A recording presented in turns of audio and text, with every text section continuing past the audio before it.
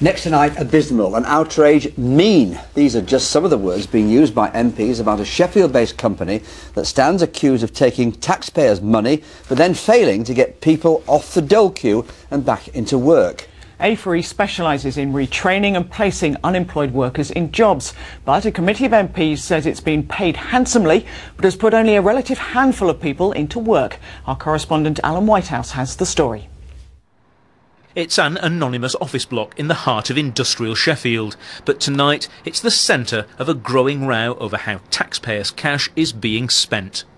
Critics say A4E has taken millions of pounds, but failed by a wide margin to hit its targets for getting unemployed people back into work. One MP says it's time for an investigation. This is an outrage. The MPs are saying this company is being paid but failing to do what it's contracted to do, and the woman in charge seems to have taken a huge personal payment, and I think now ministers need to get to the bottom of this and explain to people what on earth's going on. The row surfaced at a session of Parliament's Public Accounts Committee, which keeps tabs on how taxpayers' money is spent. Its chair says A4E's performance has been abysmal. Your top management are taking off 11 million in dividends, which is a tax efficient way of trying to get more money into the pockets of the people who own the company. According to A4E, they struck a deal with the government to get a 34% success rate getting unemployed people back into work. They say they achieved 24%, well below the target, but the MPs say the true picture's far worse, with just a 9% success rate. A4E are being paid £180 million under the contract, and the company admits it makes a post-tax profit of around £7 million. The bulk of that's gone to A4E's largest shareholder, Emma Harrison, something that's angered other unemployment experts. Well, A4E's strapline is improving people's lives. Well, she's certainly improving her own life. Emma Harrison's set to be worth £70 million, much of her fortune coming from A4E, which has 5 separate government contracts, all taxpayer funded. She wasn't talking about the affair today, and nor was anyone else from the company. Alan Whitehouse, BBC Look North. Alan, thank you for that. Let's talk to the Labour MP for Sheffield South East, Clyde Betts, who joins us now from our Sheffield studio. The targets clearly have not been hit. How do you interpret this?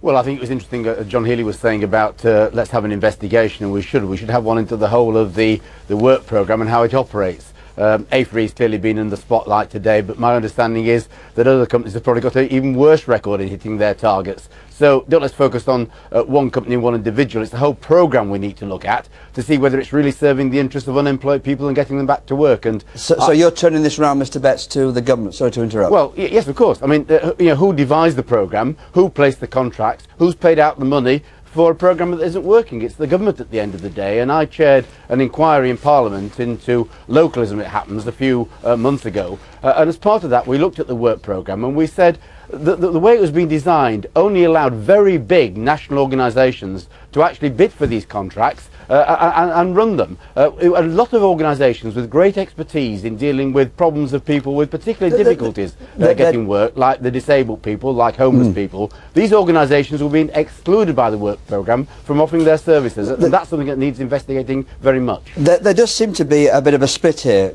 presuming that the public sector, if it's been involved in this, can't do it, and yet the private sector can. Do you think there's a problem there in some ways in interpreting this? I think absolutely right. I think the government has a view that only the private sector can do things and the public sector should be left on one side. And certainly when we talk to local authority leaders, we had the leader of Barnsley and the leader of Surrey Council, 2 very different councils in different parts of the country of different politics. Both of them said, look, we're leaders of council in our area, we understand the local area, we understand the job situation, we understand the unemployment situation. It's different in different parts of the country.